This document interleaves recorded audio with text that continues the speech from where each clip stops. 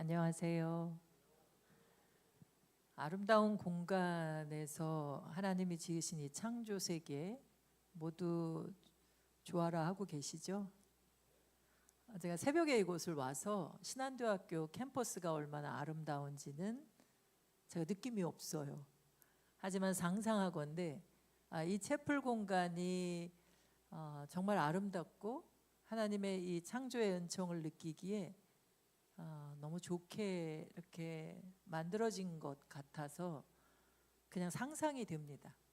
신안대학교 이 캠퍼스를 밟고 공부하거나 또 가르치는 우리 분들께서 얼마나 그 좋은 은총들을 많이 누리면서 살아가고 계실까 이런 생각을 해보면서 오늘 준비한 말씀 좀 나누려고 합니다.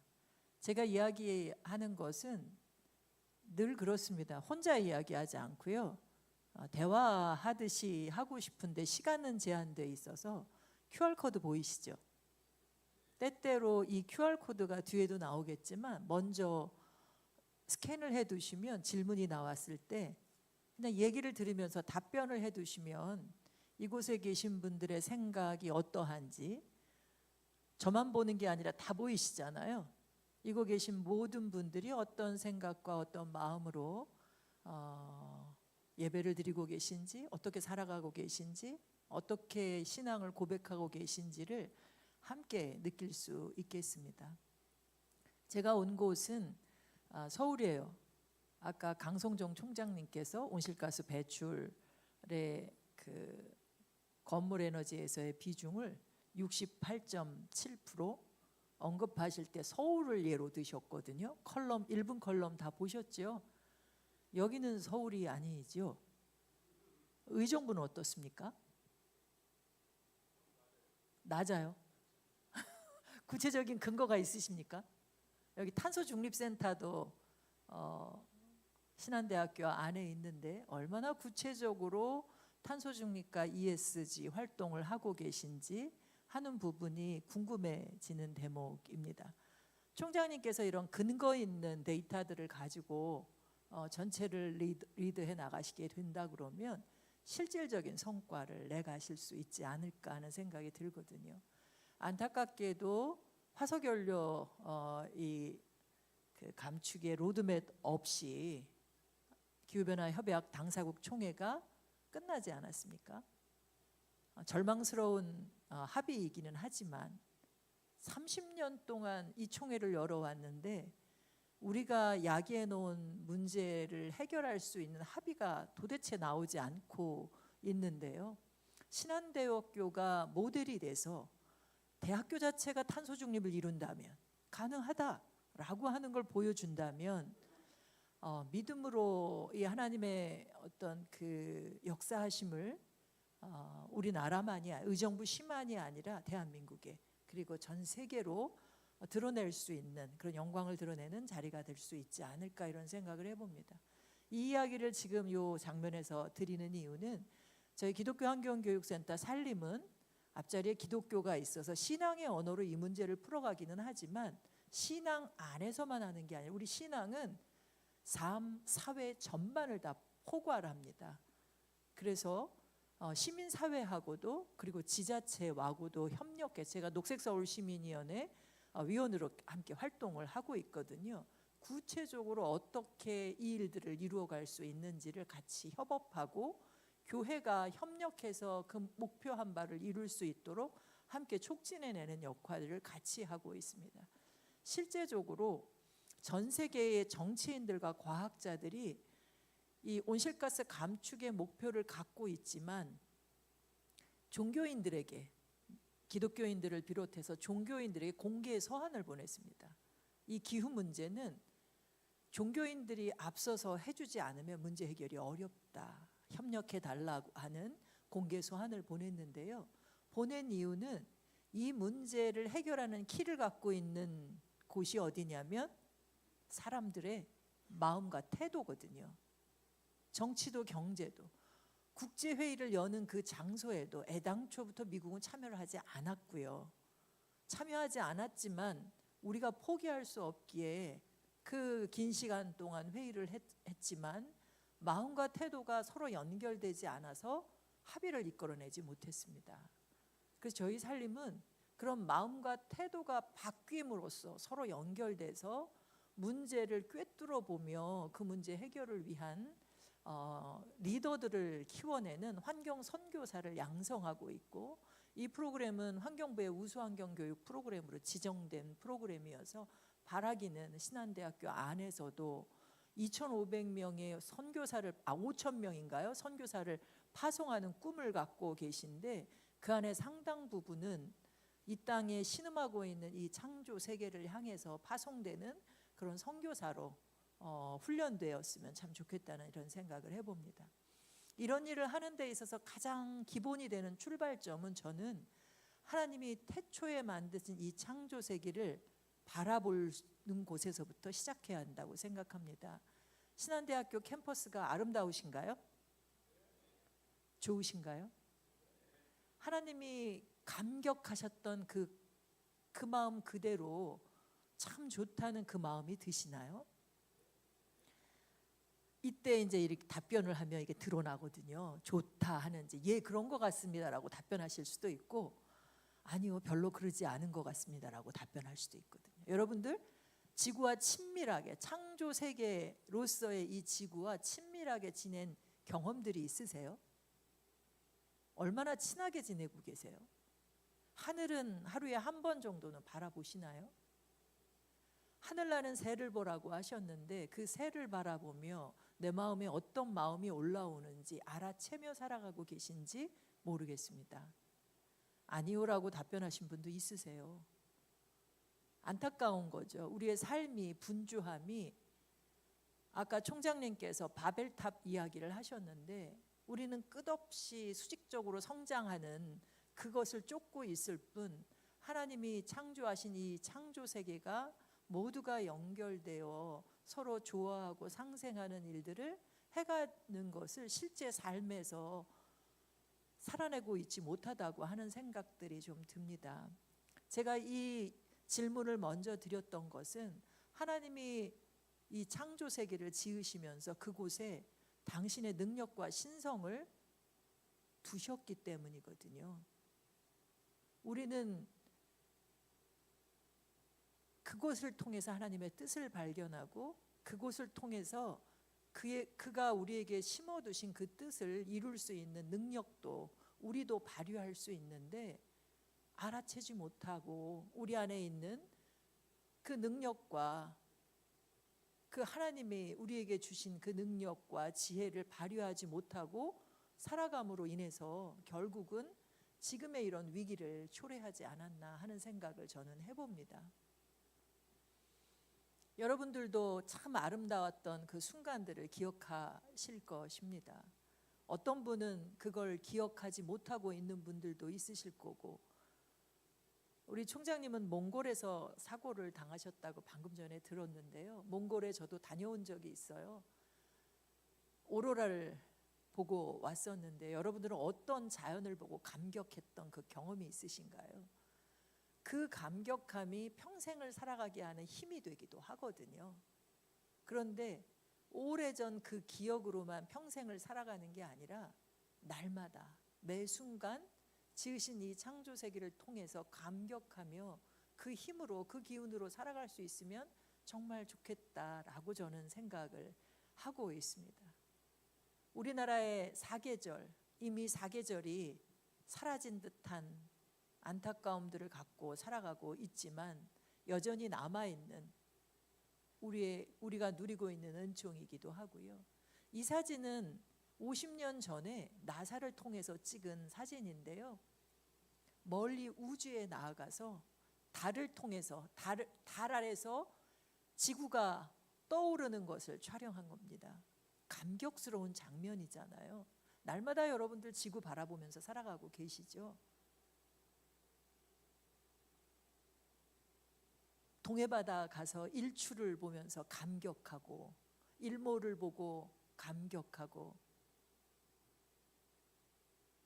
그런데 지구가 떠오르는 걸 보면 얼마나 큰 감격이 있을까요?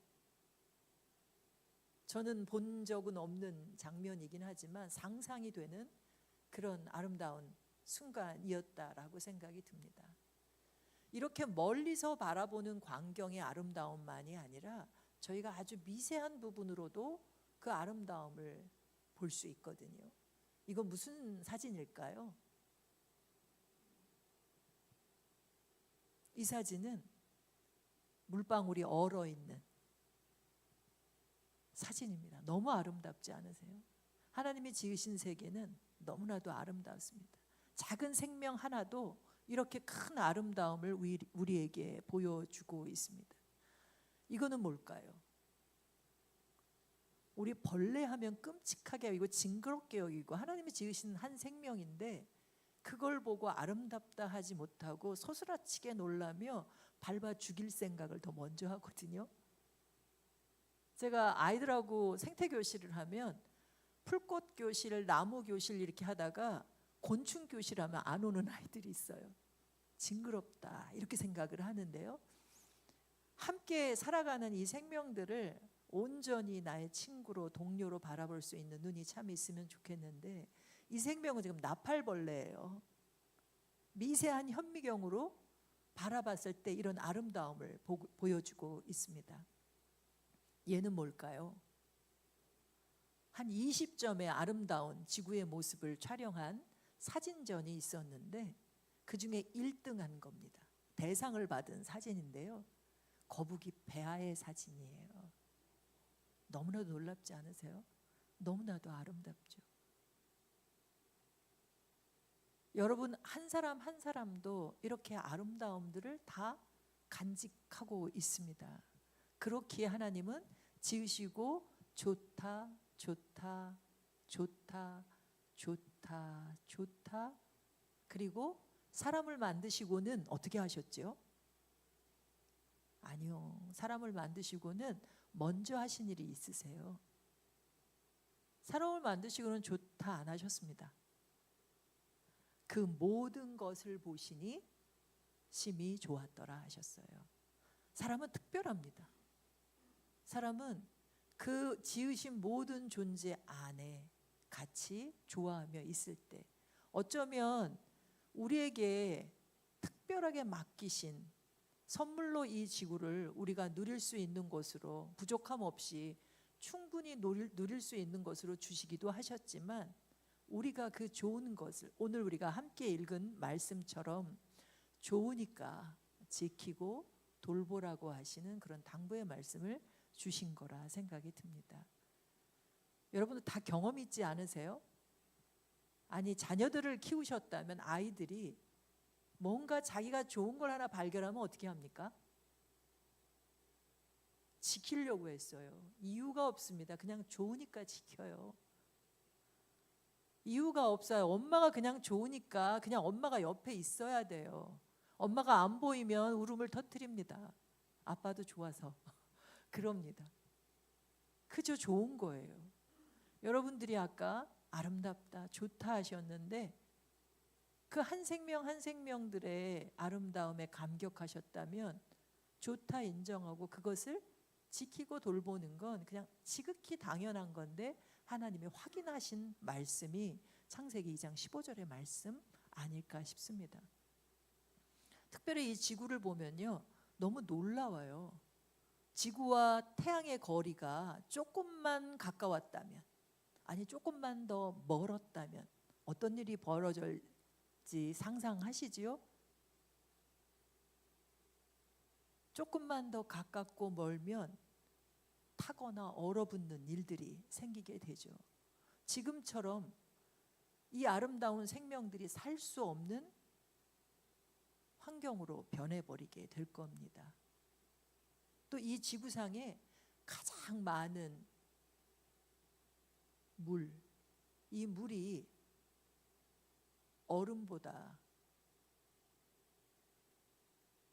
얼음이 더 가볍지요. 다른 것들을 보면 얼면 더 무거워서 가라앉는데 만약에 얼음이 더 무거웠더라면 그러면 그 얼음이 바닥으로 가라앉으면 그 밑에 생명들이 살아갈 수 없게 되는 거거든요. 물 전체가 얼어버린다면 그 안에는 생명이 살아갈 수 없게 되는 것입니다. 이렇게 정교하게 만드셨고 우리 한 사람 한 사람도 이 몸이 지금도 여러분들 심장 뛰고 계시지 않으세요? 이 폐가 호흡하며 계속 숨을 쉬고 있습니다. 이 몸 안에 있는 모든 것들이 정말 그 미세 조정이라고 얘기해요. 지구 전체가 그렇듯이 이 튜닝을 해요. 정말 튜닝을 하면 가장 최적의 조건 속에서 우리가 살아갈 수 있도록 하나님은 지구를 지으셨고 우리 몸도 그렇게 만드셨습니다. 이게 단순한 우연일까요? 하나님이 우연하게 이렇게 지구를 지으신 건 아니시죠. 아주 세심한 배려와 사랑으로 지구도 여러분 한 사람 한 사람도 여러분들이 보고 살아가시는 수많은 생명들도 다 하나님이 우리에게 보이시는 사랑의 증거다. 저는 그렇게 생각합니다. 그렇다면 우리는 지구에게 어떤 존재일까요? 여러분들이 저를 다 바라보고 계신데 저를 지금 예배를 드리고 있지만 하나의 관객처럼 저를 보고 계시잖아요. 지구에 초대된 관객일 뿐일까요? 아니라면 여러분들은 지구의 어떤 존재일까요? 우리가 말씀으로 방금 전에 얘기했던 것처럼 아름다움을 경험한 이의 마음으로 돌봄을 시작해야 하는 존재. 어쩌면 우리가 돌보는 것만이 아니라 그들도 우리를 짝으로 지으셨듯이 서로 돌보는, 서로 돌보미의 역할을 해야 하는 그런 존재가 아닐까 생각됩니다. 특별히 심히 아름답다 하신 모든 것을 바라보신 것처럼 우리는 그 사명으로, 돌봐야 하는 사명으로 초대받은 존재다. 저는 그렇게 생각하고 있습니다. 아까 읽은 말씀에 경작하고 지키다라고 하는 말이 히브리어로 아바드 샤마르라고 이야기합니다. 창세기 1장에 보면 정복하고 다스리라 이런 얘기를 가지고 인간 때문에 이런 일이 벌어졌다 이런 얘기도 나오잖아요. 그런데 이 모든 곳에 가장 기본이 되는 말씀이 좋음이거든요. 참 좋다라고 하는 것. 이 참 좋은 것에 어긋나는 건 이루어질 수 없는 거예요. 경작하는 것도 지금 대량 생산에 대량 소비에 대량 폐기하는 이 사회인데 그 어느 것도 그 좋음을 해치는 건 용인돼서는 안 되는 거죠. 허락되지 않은 겁니다.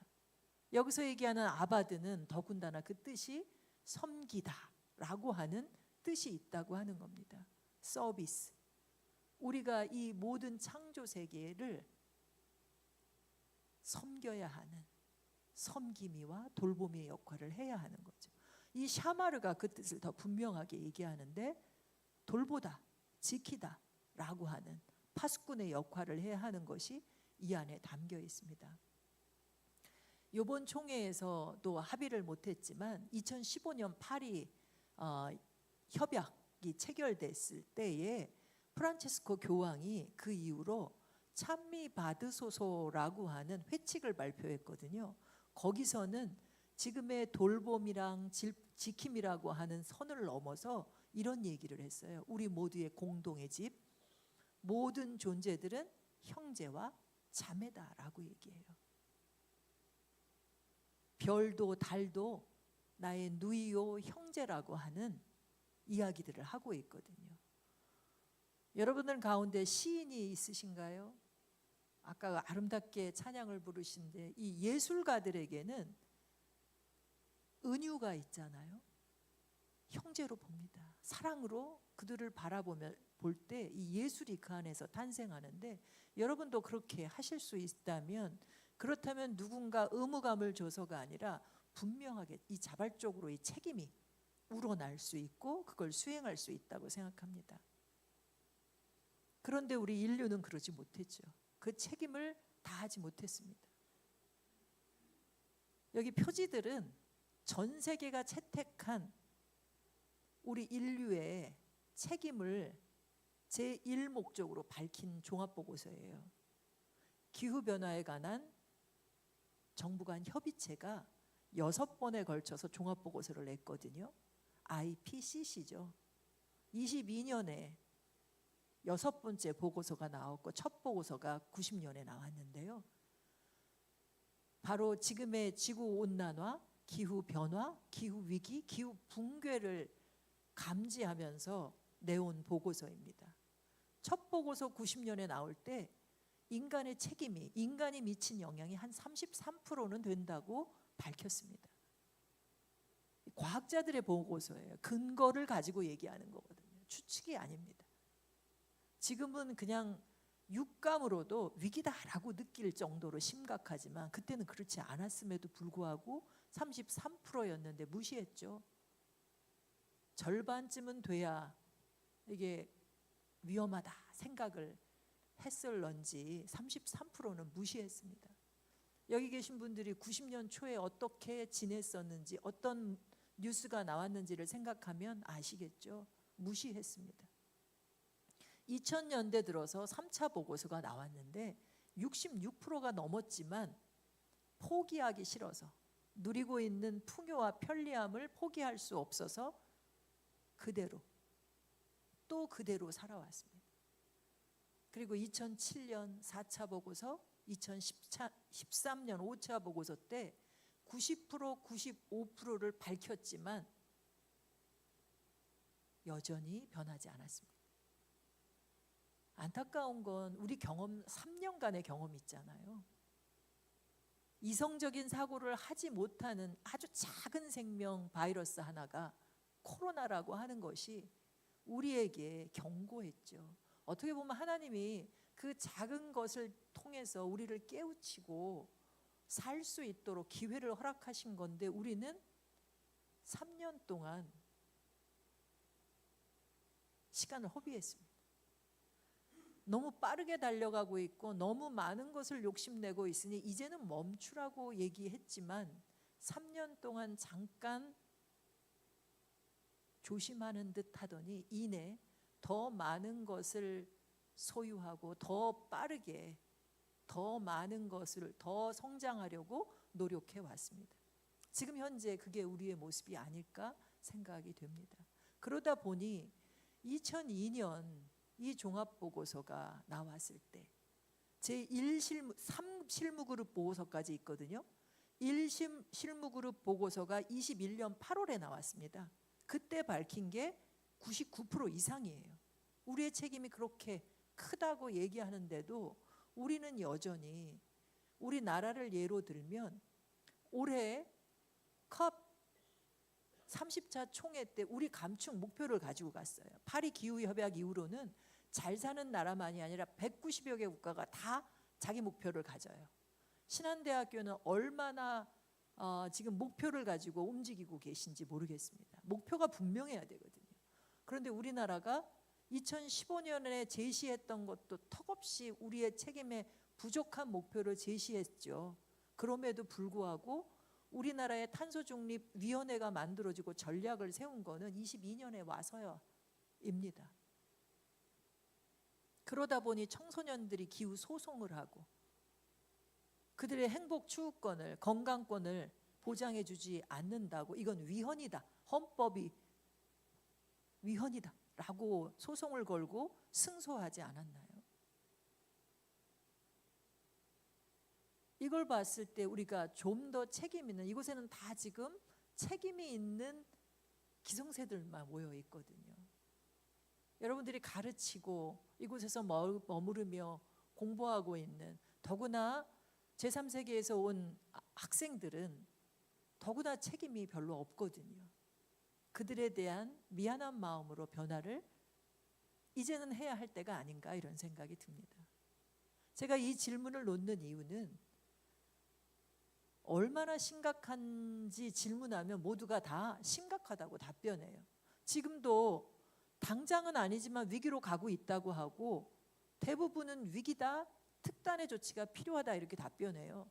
믿는 이들 1000명에게 2022년에 질문했어요. 얼마나 심각하다고 생각하십니까? 라고 했을 때 여기 나온 위기로 가고 있다, 위기다, 특단의 조치가 필요하다가 94% 나왔어요. 여러분들 중에는 아직은 심각하지 않다 하는 분이 없으시네요. 제가 교회를 가서 이렇게 질문을 하면 아직 심각하지 않다라고 하는 사람이 있어요. 이번에 미국의 대통령이 캅 30차 총회에 참석하지 않은 이유가 이거는 가짜 뉴스다, 과장됐다, 거짓 뉴스다 이렇게 얘기를 했잖아요. 우리나라에도 있습니다. 저 서울에 있는 모 대학의 교수님, 그것도 환경공학과 교수님이 이것은 지구를 위한다는 착각에 빠진 사람들이 하는 이야기다 라고 얘기를 해요. 실제 그런 책도 나와 있습니다. 번역서로 미국에서 나온 책이 우리나라에 지금 나와 있거든요. 그런데 조금 전에 말씀드린 그 국제기구 IPCC는 수천 명의 과학자들이 연구 결과로 내놓은 것을 종합한 거기 때문에 과장할 수 없습니다. 오차 범위는 있기 때문에 100% 장담하진 않았지만 99% 이상이라고 하는 명백한 사실이라고 하는 그런 결과들을 내놓고 있다고 하는 것은 우리로 하여금 지금도 이거 지금 100%네요. 어떻게 100%가 나올 수 있죠? 네, 참 놀라운 데이터를 제가 오늘 보는데요. 그래서 가능성이 신한대학교 안에는 있지 않나 하는 생각이 듭니다. 여러분들이 그렇게 바라보시고 있는 이 지구, 거의 2000년간은 이 지구의 기후가 생명이 살 수 있도록 우리의 기후, 이 온도 조건들을 딱 안성맞춤으로 안정적으로 유지해 왔습니다. 아까 미세 조정한다고 얘기를 했는데 오르락 내리락 하기는 했지만 생명이 살기 좋은 곳으로 그렇게 유지가 되어 왔습니다. 하지만 1850년 이후 산업화 이후로 수직 상승하고 있거든요. 아까 총장님이 언급하신 수직 상승하는 것이 이 부분이 다 일치해요. 자동차 증가한 거, 온실가스 증가한 거, 또 뭐가 있을까요? 새우 양식량 증가한 거, 인간의 GNP 성장한 거, 요 그래프와 거의 일치합니다. 플라스틱 배출량 증가한 거 다 일치합니다. 하나님이 이걸 보면서 얼마나 아파하실까? 예전 같으면 하나님은 후회하시고 홍수로 물로 심판을 하셨을 텐데 다시는 심판하지 않는다고 하셨는데, 그런데 인간이 자초해서 우리가 살아갈 수 없는 세상을 만들어 버리게 되지 않을까 하는 생각이 들거든요. 그래서 남태평양에 있는 신간호 할아버지는, 투발루의 신간호 할아버지는 이런 기도를 드려요. 하나님 다시는 물로 심판하지 않는다고 하시지 않았습니까? 지금 우리가 물로 심판을 받고 있는 것 같습니다. 사람들이 우리를 잊지 않게 도와주십시오라고 해요. 그곳에 우리가 있다는 걸 기억한다면 다르게 살아갈 거라고 하는 그런 기대거든요. 그런 기도였거든요. 지금 이 지구상에서 벌어지고 있는 수많은 현상들입니다. 제가 설명하지 않아도 이 현상들이 무엇을 말하는지 너무나도 여러분들 잘 아실 거예요. 올여름에 불로, 물로, 우리나라에서만도 수많은 이들이 재산적 피해만이 아니라 영덕의 산불 같은 경우는요, 뉴스에도 한 자락 안 나왔는데 그냥 산채로 타 죽은 하나님의 존재들, 생명들이 있습니다. 저건 호주에 코로나 오기 전 19년에 불이 났던 건데 6개월간 탔거든요. 그때 야생동물이 10억 마리가 타 죽었어요. 지난번 불로는 매년 통계청에 의하면 규모도 커지고 빈도수도 커진다고 하는 그 불에 얼마나 많은 생명이 타 죽었을까. 또 물에 대한 피해는 또 얼마나 큽니까. 움직이지 못하는, 지구 온도가 빠르게 상승하니까요. 지금 저쪽 대구 사과 아닙니다. 지금 사과, 감도 중부지간 넘어서 생산이, 감이, 이거 좋아하는 사람들도 있죠. 이곳에서조차 우리가 감을 먹을 수 있다고. 하지만 이 발이 달리지 않은 이 식물들은 이렇게 빠르게 바뀌는 이 기후에 적응을 못해서 종이 멸종하고 있어요. 그러다 보니 생물종이 예전보다 1000배는 빠르게 사라져가고 있다고 하거든요. 좌측 하단에 있는 저 하얀 모습, 꽃이 핀 것 같으시죠? 대개 주목나무에 크리스마스 트리를 하는데요. 지금 다음 주일부터 대림절이죠. 이제 트리를 만들어 놓을 텐데 우리나라 고유종이 이 트리 만드는 데 많이 사용되는데요. 구상나무요. 한라산에 구상나무 군락지가 있습니다. 저 나무들이 기후변화로, 지하수 고갈로 저렇게 불이 난 것도 아닌데 타 죽고 있어요. 목이 타 죽어가고 있습니다. 저들이 내는 소리가 들리시나요? 저들이 하나님의 자녀를 부르고 있거든요. 이제까지 함께 탄식하고 함께 고통 중에 하나님의 자녀를 부르고 있는 걸 우리가 안다 하셨거든요. 여러분 알고 계세요? 머리로 말고. 여러분들이 사랑하고 늘 좋다 하는 것이 나를 부르고 있다면 이렇게 가만히 있지 않으실 거거든요.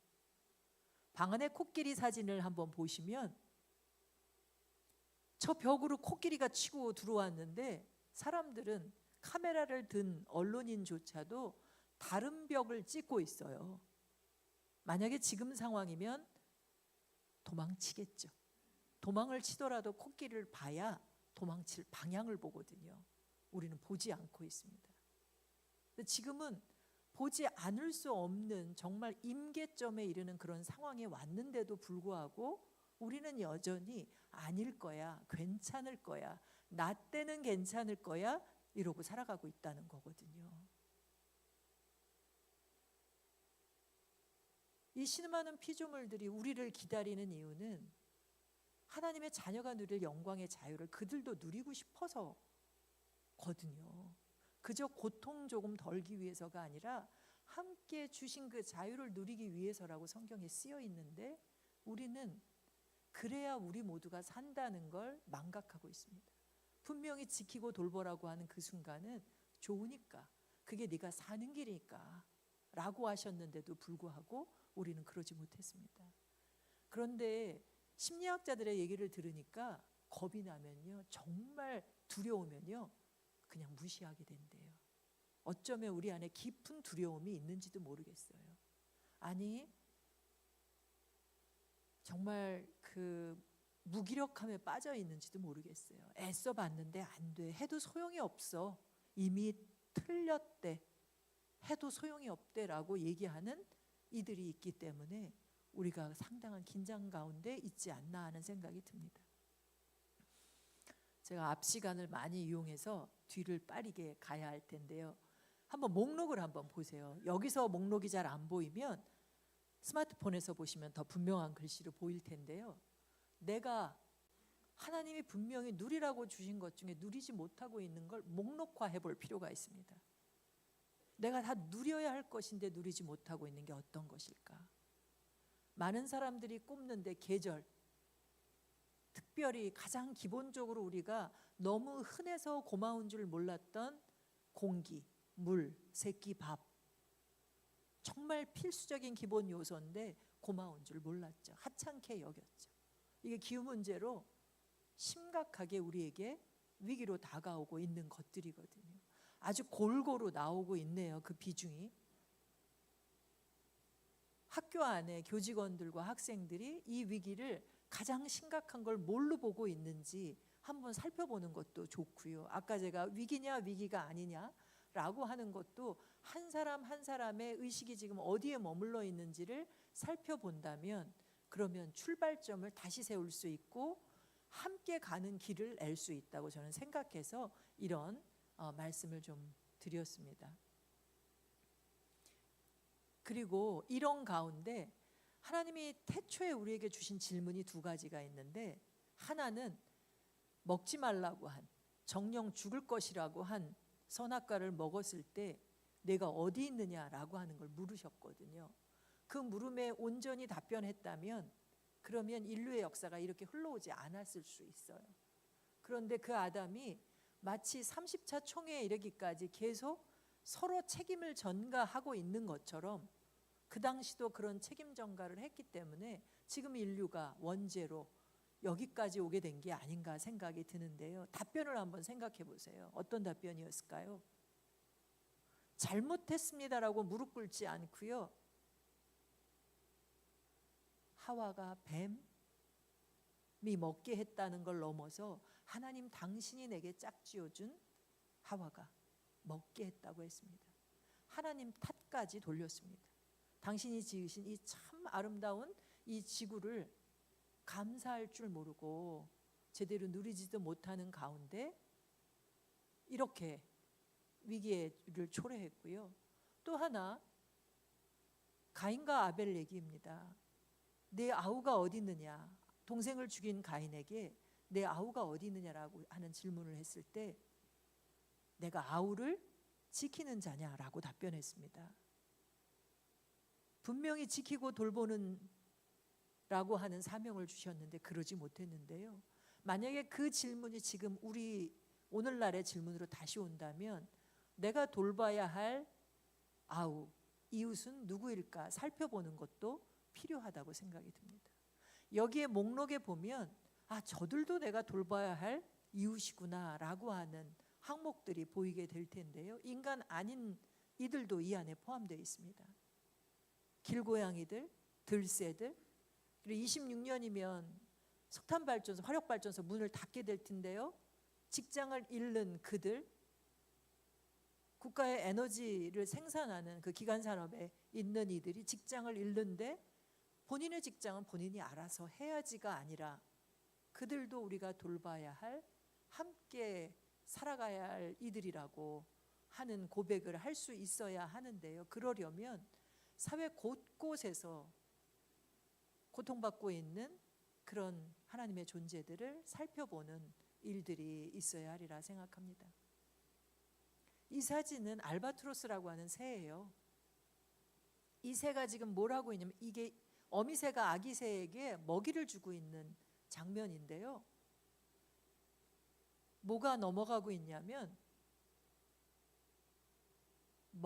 먹지 말아야 할 플라스틱이 덩어리째 아기새에게 넘어가고 있습니다. 어미는 좋은 걸 먹이기 원하지 않습니까?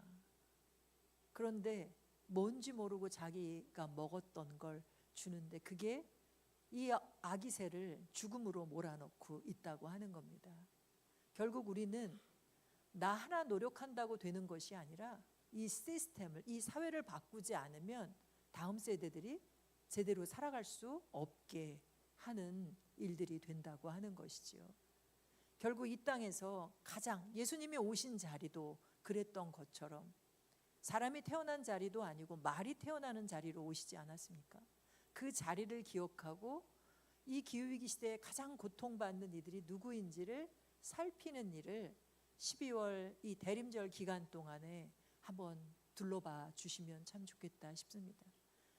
가장 가난한 자, 약한 자, 목소리 없는 자들을 예수님이 사랑하셨다는 걸 기억하면서 그들을 돌보는 일을 해야 하고 또한 주님의 증인으로서 이 땅에서 살아간다고 했을 때 어디에 복음을 전파할 것인가 라고 했을 때요. 그 복음을 전파할 곳은 모든 민족, 모든 만민에게 전하라고 하셨는데 특별히 이 마가복음에 있는 모든 만민은 해석 자체가 잘못되어 있습니다. 각주에 보면 온 창조 세계라고 나와 있습니다. 성경에 그렇게 쓰여 있어요.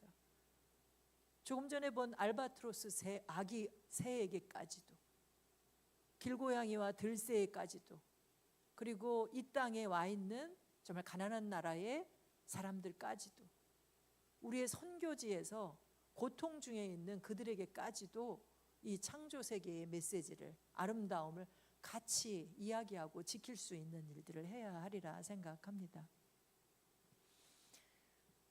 조금 전에 아기새 얘기만 했는데 우리 아이들을 생각해 보면요. 지금 대학교 1학년생들이 몇 년생일까요? 2020년에 태어난 아이와 저를 비교한 장면인데요. 비교한 그래프인데요.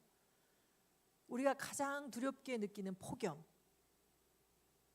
대부분은 더우면 에어컨 틀고 추우면 난방기 틀으니까 문제가 심각한지 모르고 우리 살아가는데 만약에 탄소 중립을 이루고자 한다면 아까 말씀해 주신 것처럼 70% 가까이 이 건물 에너지에서 탄소가 배출되니 적정하게 대응한다면, 그리고 위기에 제대로 대응하려면 더울 땐 덥게, 추울 땐 춥게 지낼 수 있도록 조치를 해주시면 좋을 것 같습니다.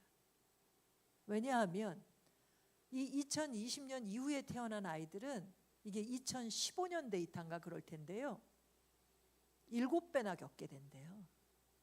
지금도 더워 죽겠는데 7배나 이 폭염에서 어떻게 아이들이 살아갈 수 있을까 하는 것입니다. 식량 문제, 물 문제, 가뭄 문제, 이게 3배 가까이 그 아이들이 겪게 될 거고요. 산불은 2배 가까이 겪게 된다고 하는데, 내가 사랑하는 아이들인데, 이 아이들은 우리에게 그렇게 얘기해요. 사랑한다면서요, 왜 어른들은 우리를 사랑한다고 하면서 우리의 미래를 빼앗아가나요? 라고 이야기를 합니다. 정말로 사랑한다면 아이들에게 무엇을 물려줄 것인지, 통장에 잔고를 많이 남겨서 물려줄 것인지, 부동산을 남겨줄 것인지, 아니면 하나님이 참 좋다 하셨던 그 지구, 우리에게 가장 기본적인 것을 채워주는 이 지구를 온전히 지키고 돌봐서 물려주실 것인지를 심각하게 고민해 봐야 하지 않을까 싶고요. 우리 신앙대학교에 온 2,500명의 학생들, 해외 학생들이 주로 어느 나라에서 온 아이들일까요? 좌측 사진에 보면 빨간 부분에 지역에서 온 아이들 아닐까요? 이 지역은 하나님이 허락하신 온실가스 배출량을 1이라고 하면 1도 배출하지 않은 나라의 학생들입니다. 이 학생들은 절반도 채 배출하지 않은 상태로 자신들의 나라를 기억해달라고 기도하는 아이들일 수 있습니다. 반면에 북반구는 1이면 우리나라 같은 경우는 3배, 4배를 배출하고요. 미국이나 다른 곳은 5배 이상을 배출하는 나라는 경제적인 이득을 아직도 기술과 자본을 갖고 있다는 이유로 경제적인 이득을 여전히 내고 있는 곳들입니다. 그럼에도 불구하고 기금과 기술 이전을 제대로 하지 않은 상태에서 지금 당장은 중국이 많이 배출하니, 역사적으로는 미국과 유럽이 많이 배출하니 니네가 더 하라고 하는 책임 전가를 일삼고 있다고 하는 게 너무나도 안타까운 부분입니다. 방글라데시와 파키스탄은 비가 오지도 않았는데 히말라야에서 그 빙설이 녹아서 1년에 몇 달을 물에 잠긴 채 살아가고 있습니다. 그 지역에 있는 한 아이가 쓴 편지에 보면, 우리는 왜 우리가 만들지도 않은 재앙 속에서 고통을 받아야 하냐고 썼습니다. 이에 대한 우리의 공감하는 마음이 있다면, 아니 사랑하는 마음이 있다면 다르게 행동하지 않을까 싶습니다. 그래서 신한대학교가 이미 출발한 이 탄소 중립의 선언, ESG의 발걸음, 이 일들을 제대로 걸어갈 수 있었으면 하는 생각이 듭니다. 말씀드린 것처럼 믿는 이들이 이 길을 걷지 않으면 함께 갈 수 없고 그 목표를 온전히 이룰 수 없습니다. 숫자적으로 이벤트로 이것을 이룰 수 없거든요. 마음을 바꿔야 생각의 전환이 있어야만 이 일을 할 수 있는데요. 이게 그저 행위로만이 아니라 좋은 존재로 있었다라고 지으셨다 하는 것처럼 우리가 어떤 존재, 무엇을 하느냐가 중요한 게 아닙니다. 오늘 제가 여기 들어온 데 보니까 일회용을 쓰시더라고요. 네, 각자 자기 마실 물 마시면 되는데, 그죠? 뭐 제가 잘했다 잘못했다를 얘기하는 게 아니라 내가 어떤 존재로 살아갈 거냐. 나는 주신 물이 필요한 거니까 물만 취하며 살아가겠다. 나에게 허락된 것, 그것만. 우리는 일용할 양식을 주옵시고라고 기도하면서 일용할 양식 그 이상을 탐욕스럽게 취하면서 살아가거든요. 날마다 내 필요는 어디까지인지를 살피는 우리가 될 수 있었으면 참 좋을 것 같습니다. 그리고 그 가운데 우리의 예배가 지금 예배로, 특별 새벽 기도의 마지막 주간 예배로 드리는데요. 이 드리는 예배가 단순히 이 예배당 안에서만 이루어지는 것이 아니라 우리의 삶으로 드리는 예배로 드려질 수 있도록 했으면 좋겠습니다. 왜냐하면 이곳은 이 신한대학교 캠퍼스, 의정부시, 우리 대한민국과 이 지구는 우리 모두의 집이기 때문입니다. 그 모두의 집을 지켜야 우리가 살 수 있기 때문입니다. 삶으로 우리가 이 지구를 위한 삶을 살 때 하나님이 기뻐하시지요. 우리를 제물로 몸을 들여서 헌신적으로 우리를 희생시키라고 하는 것이 아니라 우리가 주신 것을 온전히 누리며 남도 다른 생명도 누리게 하는 것, 그게 우리를 몸으로 산 제물로 드리는 예배라고 생각합니다. 어떻게 하면, 무엇을 선택하면, 어떤 실천을 하면 그 하나하나가 우리의 예배가 되고 그렇게 살아가면 하나님은 우리에게 생명을 주시고 살게 하실 거라고 생각합니다. 이 신명기 30장 19절의 말씀 기억하세요? 이게 성경은 읽어도 새로운 게 자꾸 발견돼요. 살려거든 생명을 택하라는 말씀만 저는 늘 봤거든요. 그런데 그 앞에 살려거든이 보여요. 그냥 생명을 택하라는 게 아니고 살려거든. 그리고 저만 살라는 게 아니고요, 너와 내 자손이 살려거든. 거기에 자손에는 아마도 수많은 다른 존재들까지 포함하지 않을까 싶은데요.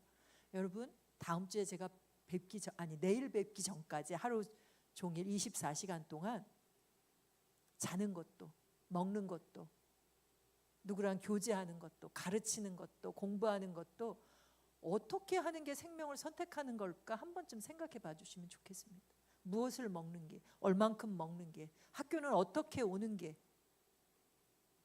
생명을 선택하는 것일까? 환경 좋지, 근데 경제는 성장해야 되는 거 아니야? 라고 얘기하실 텐데요. 미 연방은행도 지금은 석탄 발전소 투자하는 곳에 돈을 안 줘요. 그리고 여기 지금 표로 보이는 건 딜로이트 경제연구소가 얘기한 건데요. 21년도의 연구 결과예요. 발표한 건데요. 지금 당장 급진적으로 전환하지 않으면, 물론 충격이 크지 않습니다. 절반 포기하라는 게 아니고 한 20% 정도만 포기해도 된다고 얘기하거든요. 지금 당장 그걸 작심하고 하면 2300조에 이르는 자산을 우리 후손들에게 물려줄 수 있대요. 만약에 지금이 좋다 하고 포기하지 않으면 935조에 이르는 빚더미를 후손에게 줘야 된다고 하거든요. 여러분, 사랑하는 이들에게 무엇을 물려주시겠습니까? 주님은 생명을 물려주라고 하십니다. 당신이 주신 선물로서의 이 지구, 그것을 그들에게 줄 때 그들도 온전히 누릴 수 있고 하나님도 기뻐하실 거라 생각합니다. 그 일들을 위해서 한 가지 더 살펴봐 주시면 좋겠다 싶은 게, 우리 신한대학교가 하고 있는 탄소 중립의 행동에 무엇이 있는지 아마 곳곳에 표시가 돼 있으리라고 생각하는데, 그냥 외치는 어떤 슬로건으로가 아니라 그것이 나의 삶으로 어떻게 들어와 있는지를 한번 살펴봐 주시고 함께 가는 길 될 수 있도록 여러분들이 기도로 100%가 아니라 바닷물 속의 소금 정도만, 신한대학교 안에 3%만, 그럼 몇 명이에요? 그것만 먼저 출발할 수 있게 하면 좋겠다 싶습니다. 그 정도의 사람이 환경 선교사로 길들여진다면, 그렇다면 희망은 있다고 생각합니다. 소금만 있으면, 소금의 역할을 하라 하셨으니 그 소금이 썩지 않게 할 것이고, 그들이 일어서서 25%를 목표로 움직인다면, 이건 설득의 심리학인데요, 25%가 제대로 하면 75%가 따라온다고 합니다. 100%를 목표로 힘들게 달려갈 것이 아니라 단 25%를 목표로 차근차근 걸어갈 수 있는 우리가 될 수 있었으면 좋겠습니다. 기도하겠습니다.